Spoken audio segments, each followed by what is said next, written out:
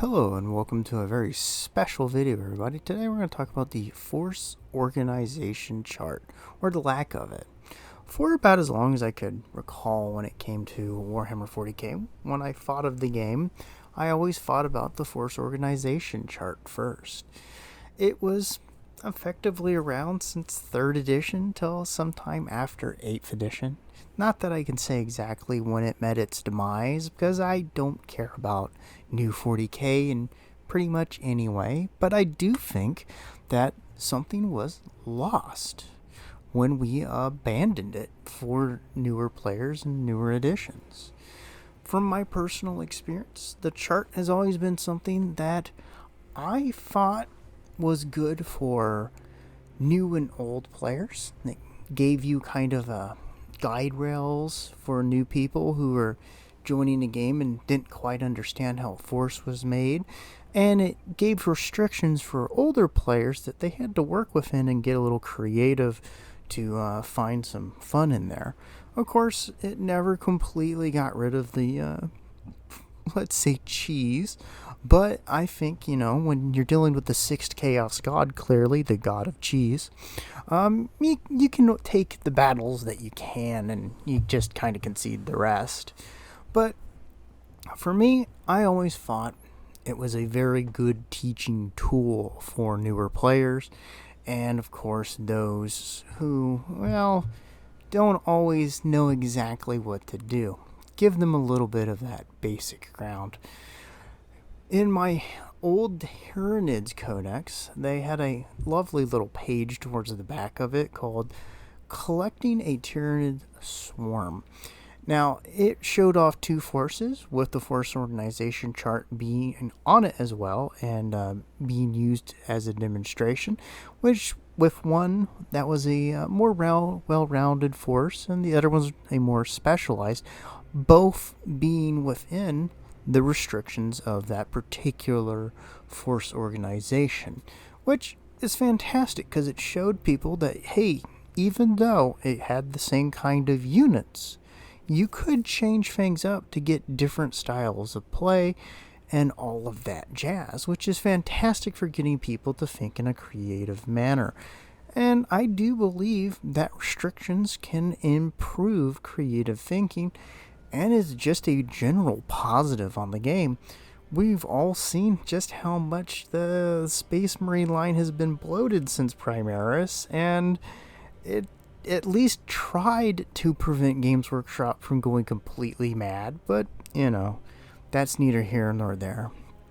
We've all been to a buffet. We've all had that friend who gets overwhelmed by choice. They end up defaulting to 2 things that, and for as much as they could deal with, they knew were okay, and that was as far as they went. They never really ventured further afield, you might say.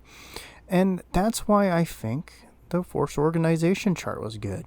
It said, hey guy, don't get overwhelmed by all that. Get these 2 things and get yourself 2 infantry squads, get yourself an HQ, and there you go. Then maybe add something else. Maybe you try a dreadnought. Maybe you try some fast attack. Oh, maybe you get a little crazy of heavy support, huh? But the point being is that it gave people a first couple steps and then gave them a few options beyond that they could work with without overloading them with choice, which, quite honestly, when you see some of the modern Space Marine line, makes you go, oh. And I understand that they brought the spearhead boxes out, but I can't see them as anything but a negative. You might disagree, but this is my reasoning. I don't think it's good because there's no creativity to it. Sure, you pick up a thing, it's ready to play, there's no making any choice, it's just a board game faction box. You've bought a faction box, now you're going to go play it with your board game. In effect, that's how it feels to me. It feels like a move towards board gamification for Warhammer, and I just don't like that. It's another move, as far as I'm concerned, away from a war game and into board game, maybe an tabletop sport. I know, go to bed, old man. Well, before I do that, let's just go on a little bit more. Sure, we've gone through a lot of these things, and some people might have celebrated force organization because they feel like it restricts you from really taking the things you love. But I think that that's a potential good. Effectively, when you can't just take everything that you want or the same thing multiple times, you have to actually think about what you're trying to achieve, what units to pick to get that style that you're going for. And hey, it was at least a touching stone that new and older players had to deal with. We all had to deal with this part of the game. So we all had something to relate to. We all had a bit of information to share. Oh, I was trying to do this style of force. Oh, I was trying to do this, and this is how I achieved it. Blah, blah, blah. It was something for us all to kind of have in common, and I think that's been stolen away from the game. This is one of the reasons I had moved to Horse Heresy. I never ever thought I would move over to Horse Heresy. While I appreciated it, while I actually always kept up with it to some degree, I never saw myself as a Heresy player. Now, it holds most of the things I value when it comes to Warhammer.